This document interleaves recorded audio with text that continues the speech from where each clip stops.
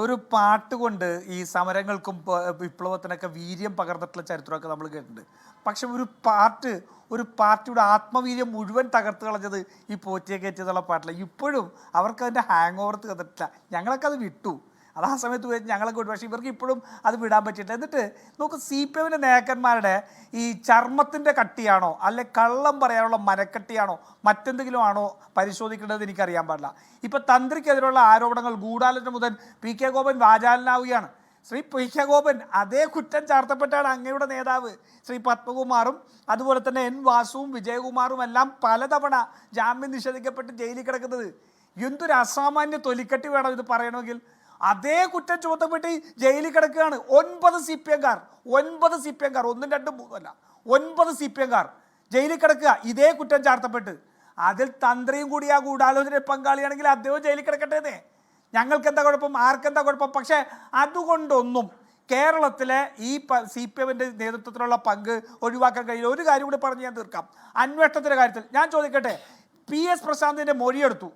PS പ്രശാന്തിനെ directly implicate ചെയ്ത കോടതി വിധിയില്ലേ 2019 ക്രമക്കേട് അട്ടിമറി അല്ലെങ്കിൽ മറച്ചു വയ്ക്കുന്നതിന് വേണ്ടിയാണ് 2025 ഉണ്ണികൃഷ്ണൻ പോറ്റിയെ വീണ്ടും വിളിച്ചു വരുത്തിയത്. PS പ്രശാന്തിനെ എന്തുകൊണ്ട് SIT അറസ്റ്റ് ചെയ്തിട്ടില്ല? കോടതി തന്നെ പറഞ്ഞിരിക്കുകയല്ലേ. എന്നിട്ട് എന്തുകൊണ്ട് PS പ്രശാന്തിനെ അറസ്റ്റ് ചെയ്തിട്ടില്ല? രാഷ്ട്രീയമായിട്ടുള്ള രീതിയിൽ SITയുടെ മേൽ സമ്മർദ്ദം ഉണ്ടാവുന്നുള്ളതിൽ ഇനി കടകംപള്ളി അവിടെ നിൽക്കട്ടെ. PS പ്രശാന്തിൻ്റെ അറസ്റ്റിനെ കുറിച്ച് പറ. ചോദ്യം ചെയ്തിട്ട് എന്ത് കിട്ടി? കോടതി പറഞ്ഞല്ലോ ഇദ്ദേഹത്തിൻ്റെ കാലഘട്ടത്തിലാണ് ഉണ്ണികൃഷ്ണൻ പോറ്റിയെ വീണ്ടും വിളിച്ചു വരുത്തിയത്. അപ്പോൾ അത്രമാത്രം വലിയ അട്ടിമറി അന്വേഷണത്തിൽ നടക്കുന്നുവെന്ന് ജനങ്ങൾക്ക് ബോധ്യപ്പെട്ടാൽ അവരെ കുറ്റം പറയാൻ കഴിയില്ല.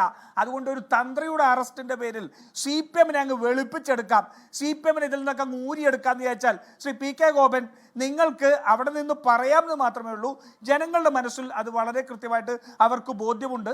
എന്തുകൊണ്ടാണ് പത്മകുമാറും വിജയകുമാറും മുരാരി ബാബുവും മറ്റേ സുധീറും അതുപോലെ തന്നെ നമ്മുടെ N വാസുവും എല്ലാം ജയിലിൽ കിടക്കുന്നത് എന്ന് വളരെ കൃത്യമായിട്ട് ജനങ്ങൾക്ക് ബോധ്യമുണ്ട്.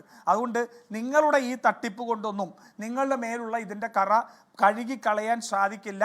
CPM-ൻ്റെ ഏറ്റവും ഉന്നത നേതൃത്വം അറിഞ്ഞുകൊണ്ട് തന്നെയാണ് ആ ദൈവതുല്യൻ തന്ത്രി മാത്രമായിരിക്കില്ല, ആ കമ്മ്യൂണിസ്റ്റ് പാർട്ടിയുടെ ഇന്നത്തെ ദൈവമായിട്ട് വിരാജിക്കുന്ന ക്ലിഫ് ഹൗസിലെ പിണറായി വിജയനും ഇതിനകത്ത് പങ്കുണ്ട് എന്നുള്ള കാര്യത്തിൽ യാതൊരു സംശയവുമില്ല.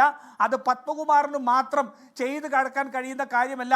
ഈ 500 കോടിയുടെ മേൽ നടക്കുന്ന വിഗ്രഹമോഷണം അത് നടക്കണമെങ്കിൽ 3 ബോർഡ് പ്രസിഡന്റുമാരും 2 മന്ത്രിമാരും ഉൾപ്പെട്ട ആ കള്ളവൾ കച്ചവടം നടക്കണമെന്നുണ്ടെങ്കിൽ CPM-ൻ്റെ ഏറ്റവും ഉന്നത നേതൃത്വത്തിൻ്റെ അറിവോടുകൂടി മാത്രമേ സാധിക്കൂ. അതുകൊണ്ട് ഇതുകൊണ്ടൊന്നും CPM രക്ഷപ്പെടാൻ പോകുന്നു എന്ന് കരുതണ്ട. തന്ത്രിയെയും കൂടി കൂട്ടി തന്നെ CPM-നെ ഞങ്ങൾ പറഞ്ഞുകൊണ്ടിരിക്കും. ലോകത്തെവിടെയായാലും ഏത് സമയത്തും 24 വാർത്തകളും ഓഗ്മെന്റഡ് റിയാലിറ്റി പാക്കേജുകളും എക്സ്പ്ലെയിനറുകളും വിശദമായി കാണാൻ ഞങ്ങളുടെ YouTube ചാനൽ നിങ്ങൾക്ക് സബ്സ്ക്രൈബ് ചെയ്യാം.